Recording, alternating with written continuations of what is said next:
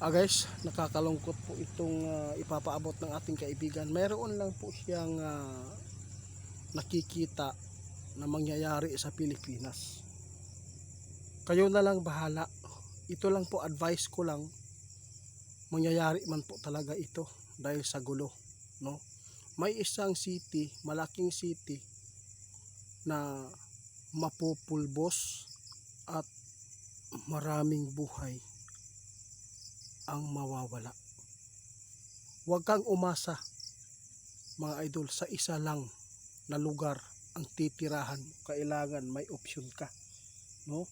Kailangan po mayroon kang lupa sa probinsya, bundok, ha? Pakinggan nyo si kaibigan kung bakit ito napaabot niya.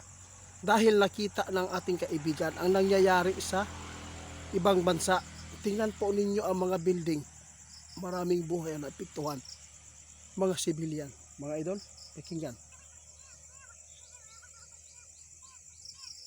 Sila kaibigan, mga idol, makikita nila ang nangyayari doon dahil parang satellite din po ang kanilang tinitingnan po doon. Iba lang po yung sa atin kung ikumpara nila sa tao. Kaya ito napaabot niya, mga idol. Wala man siguro nakapaabot sa inyo nito, no? Si kaibigan na siguro na mayroon po city nakita niya na mapupulbos sa pamamagitan ng digmaan. Kaya gusto ng ating kaibigan ihanda o i-ready o maghanap kayo ng option ba na mapupuntahan kung sakali man na maamoy nyo na ang kaguluhan, makatakas kayo. Dahil ang gulo, mga idol, kahit gaano pa yan katigas ang bahay mo, kung tatamaan ka ng tulad po doon sa ibang bansa, napupulbos, napupulpog, na destroy ang mga building na malaki dahil po sa malalaki po nilang pandigma. Yun.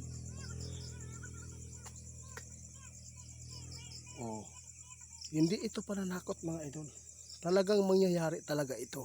Hindi man sa ngayon, hindi man bukas, pero sa hinaharap mangyayari ito. Alam po ba niyo kung bakit dipinsahan po natin ang ating mga kabataan ngayon? Ha? Dahil si kaibigan nag-alala sa posibleng mangyayari. Dahil sa kaguluhan po ngayon ang nangyayari sa ibang bansa, posibleng madadaanan tayo ng matinding kaguluhan. Dahil ang Pilipinas ay mayroon pong kaaway, ang China. Wala tayong laban, mga idol. Wala tayong laban. Kaya hindi tayo pwede magtapang-tapangan para lang ipakita na may tapang tayo. Sabi ng ating kaibigan, kung ano man po ang kanilang gusto na mangyayari, huwag po tayo agad, no, tumugon. At tingnan natin as mga sibilyan, inosenteng tao na madadamay.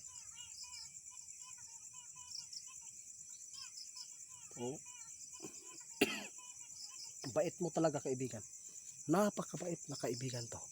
Sabi ng ating kaibigan Itiit, ipinapaabot ko ito dahil napakarami ninyong subscriber din po doon sa Luzon. No, ang Luzon po ay isa po dito sa pinaka kawawang city. May nakita si kaibigan na posible dyan mapupulbos. Alam po nyo, napakaraming tao. Doon po ang sentro, ang Pilipinas na pinakamalaking city, mga idol. Hindi ito pananakot, sabi ng ating kaibigan. Ano lang, ipinapahanda lang kayo.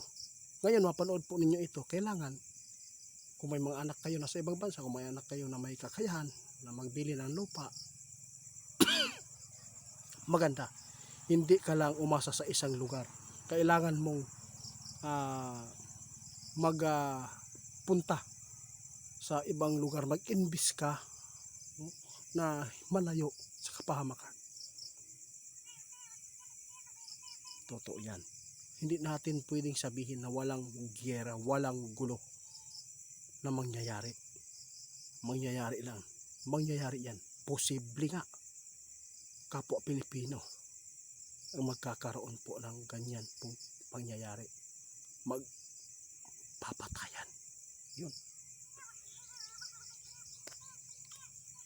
Salamat. At least nalaman ko na mayroon pong lugar na mapupulbos sa pamamagitan itong kaguluhan.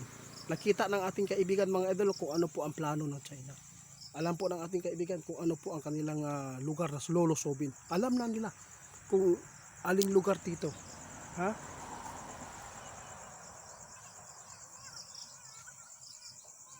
Good. At least nalaman ko. Oh, mga idol, sa lahat ng mga followers ko sa Facebook ko, no, na Ghost Hunter 88 original, doon po kayo mag-message. Ha? Salamat ninyo. Guys, ito lang po ang masabi ko. Hindi po intention ni kaibigan na takutin. Ang gusto lang ng ating kaibigan na kayo ay masipti na mayroon kayo mapupuntahan kung sakali man lusobin na tayo. Mga idol, hindi natin alam po ang hinaharap natin. Kaya pasalamat tayo kung mayroon man pong naghula niyan. Pasalamatan ninyo dahil makapaganda ang lahat. Hindi naman po totally itong pamimilit natin. Kung ano man ang ikakabuti ninyo, yun pong gawin. Kung ano man po ang ikakasipti ng mga pamilya ninyo, anak, apo, gawin natin. Hindi tayo pwedeng umasa sa lugar lang. Mas maganda may lugar tayo mapupuntahan. Kaya mag-invest kayo, magpukuha kayo ng mga lote na kunti lang. Yung mga malayo po, yung mga tulad po dito sa lugar na tinitirahan namin, tulad po doon sa mga, kung may mga gubat, may mga bundok doon, mga idol.